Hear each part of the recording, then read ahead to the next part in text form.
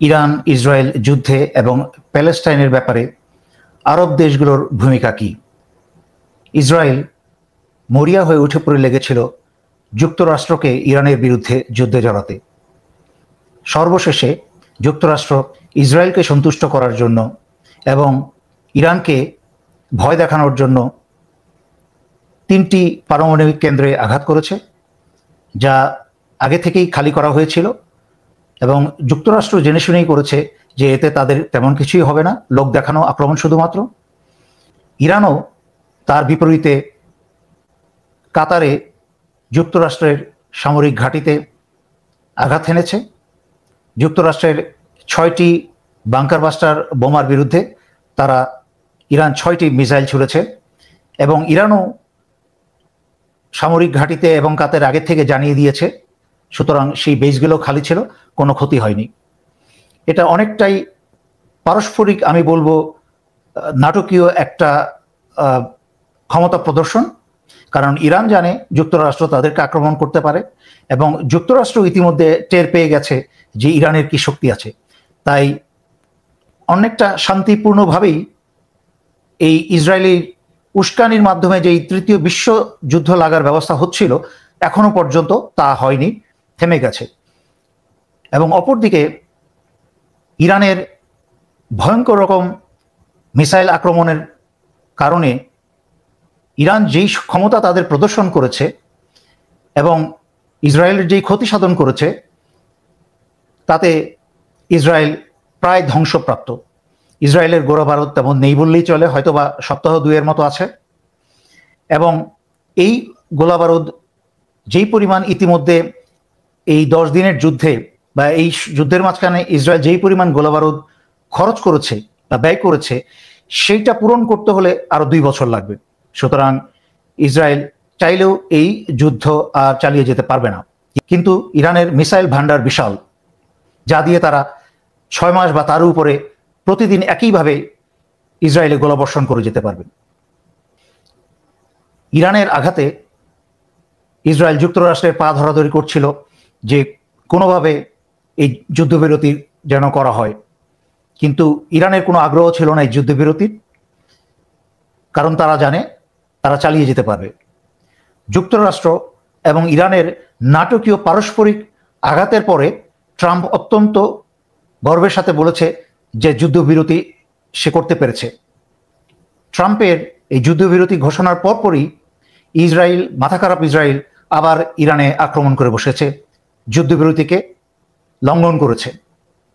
যদিও এটা কোনো লিখিত বা স্বাক্ষরিত কোনো যুদ্ধবিরতি ছিল না, একটা পারস্পরিক সমঝোতার মাধ্যমে তারা একজন আরেকজনকে আঘাত করা থামিয়েছিল, কিন্তু ইসরায়েল তা আবার শুরু করে নিজের ধ্বংসকেই ত্বরান্বিত করল।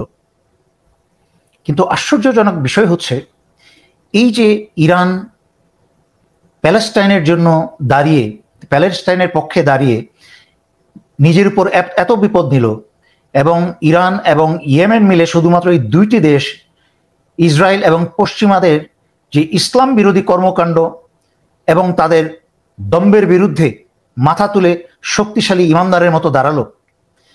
বাকি একটা আরব দেশ, তথাকথিত সুন্নি দেশরা কিন্তু কোনো ভূমিকা রাখলো না।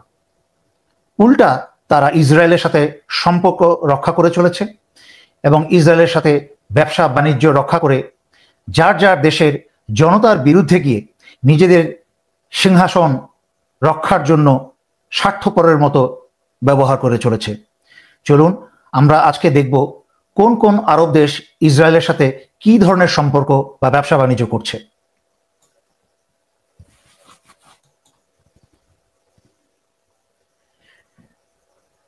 ইসরায়েল আরব দেশগুলোর আকাশসীমা ব্যবহার করে ক্রমাগত ইরানের উপর আক্রমণ করে গেছে।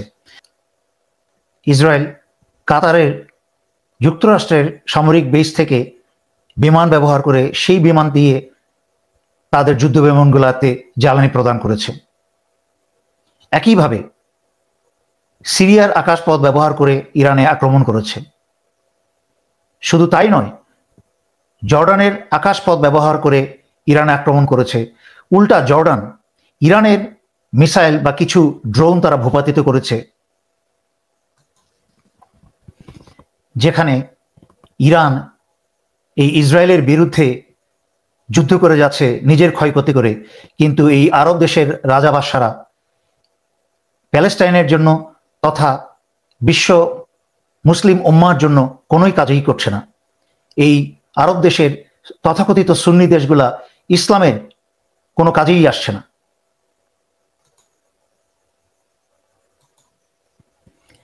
ইজিপ্ট হচ্ছে প্যালেস্টাইনে খাদ্য সরবরাহ বন্ধ রাখার গত 1 বছর যাবৎ এরা খলনায়ক। শুধু তাই নয়, গাজায় যখন গণহত্যা শুরু হয় তখন গাজা থেকে যেই সকল মানুষ পালিয়ে যেতে চায় তাদের কাছ থেকে অনেক উচ্চ মূল্যে চাঁদা নিয়ে এই সিসিরি বন্ধু ব্যবসায়ী সংগ্রহ করে আজকে অনেক ধনী হয়েছে, মিলিয়নস অফ ডলার তারা রোজগার করেছে। আবার যখন বাইরে থেকে সাহায্যের জন্য সারা দুনিয়া থেকে বিভিন্ন মানুষ ইজিপ্ট হয়ে প্যালেস্টাইনে প্রবেশ করার চেষ্টা করে, এই ইজিপ্ট তাদেরকে সেখানেও বাধা দেয়। জর্ডানের বাদশাহ আবদুল্লাহ এমন কোনো খারাপ কাজ নাই যে সে করে নাই। সে প্যালেস্টাইনিদেরকে যারা জর্ডানে ছিল তাদেরকে গ্রেফতার করেছে এবং ইসরায়েলের জন্য জর্ডানের আকাশপথ খুলে দিয়েছে। এইসব আরব দেশের বেশিরভাগ জনগণ ইসরায়েলের বিরুদ্ধে, কিন্তু তাদের বাদশারা ইসরায়েলের সাথে ব্যবসায় জড়িত। ইসরায়েলে ট্রাম্পের জামাতা জেরার্ড কুশনারের এক ব্যবসা আছে, অ্যাফিনিটি পার্টনার্স। এই ব্যবসায় সৌদি বাদশাহ সালমান $2 বিলিয়ন বিনিয়োগ করেছে। এই কোম্পানি ইসরায়েলের সবচেয়ে বড় জাহাজ নির্মাণ কারখানা।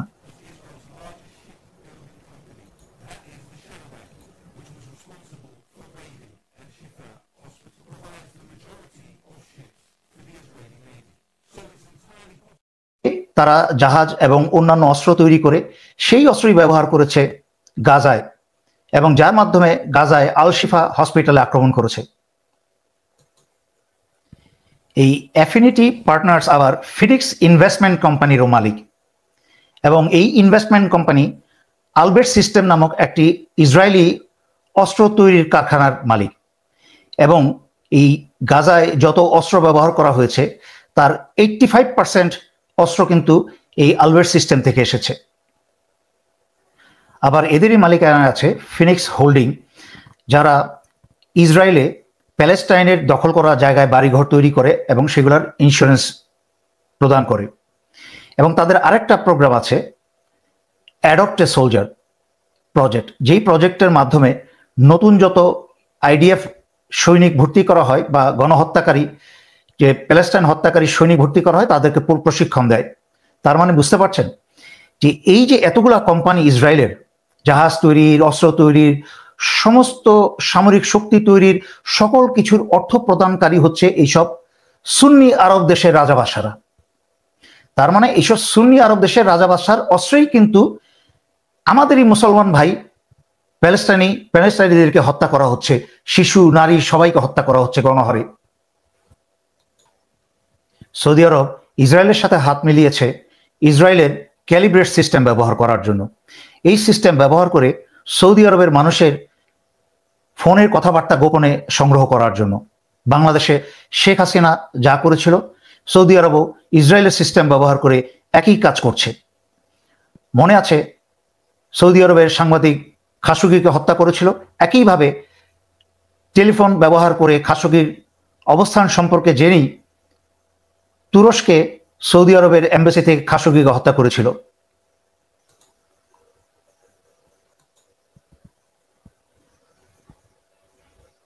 যেই দুবাইতে সারা দুনিয়া থেকে মানুষ বেড়াতে যায়, বাংলাদেশের যত চোর বদমাশ আছে এরাও দুবাইয়ে অর্থ জমিয়ে সেখানে বাড়ি গাড়ি করে ফুর্তি করে। সেই দুবাই বা সেই ইউএই কিন্তু গাজায় হত্যায় ইসরায়েলের সাথে হাতে হাত মিলিয়ে সকল সাহায্য করছে ইসরায়েলকে এই গণহত্যায় এবং ইরানের বিরুদ্ধে যুদ্ধ করতে। 2021 সালে ইউএইর রাষ্ট্র মালিকানাধীন কোম্পানি এজ গ্রুপ ইসরায়েলের এরোস্পেস ইন্ডাস্ট্রির সাথে একটি চুক্তি স্বাক্ষর করে ড্রোন নির্মাণ করার জন্য, এবং সেই ড্রোন ব্যবহার করেই গাজায় গণহত্যা চালানো হয়। শুধু তাই নয়, এই এজ গ্রুপ ইসরায়েলের সামরিক ঠিকাদার কোম্পানি থার্ড আই তার 30% শেয়ার হোল্ডার। তার মানে এরা গাজায় যত গণহত্যা করছে তার মাঝখানে এই ইউএইর অংশীদারিত্ব হচ্ছে 30%। G42 এর মালিক হচ্ছে ইউএইর জাতীয় নিরাপত্তা উপদেষ্টা, যার সাথে ইসরায়েলের অস্ত্র উৎপাদনকারী ইন্ডাস্ট্রি দি রাফাল অ্যাডভান্স ডিফেন্স সিস্টেমস তার সাথে চুক্তি সম্পন্ন হয়েছে, এবং তারা একসাথে ইসরায়েলে অস্ত্র উৎপাদন করছে মুসলিম হত্যার জন্য। আর এইসব দেশ নাকি রাজা বাদশাহ নাকি আবার মুসলমান। ইউএইর সরকারি ইনভেস্টমেন্ট কোম্পানি মোবাডালা ইসরায়েলের তামার গ্যাস ফিল্ডে 11% মালিক। আর এই তামার গ্যাস ফিল্ডের সাহায্যেই ইসরায়েলের সকল সামরিক যন্ত্র, ট্যাঙ্ক সবকিছু চলে গাজায় গণহত্যা চালাতে।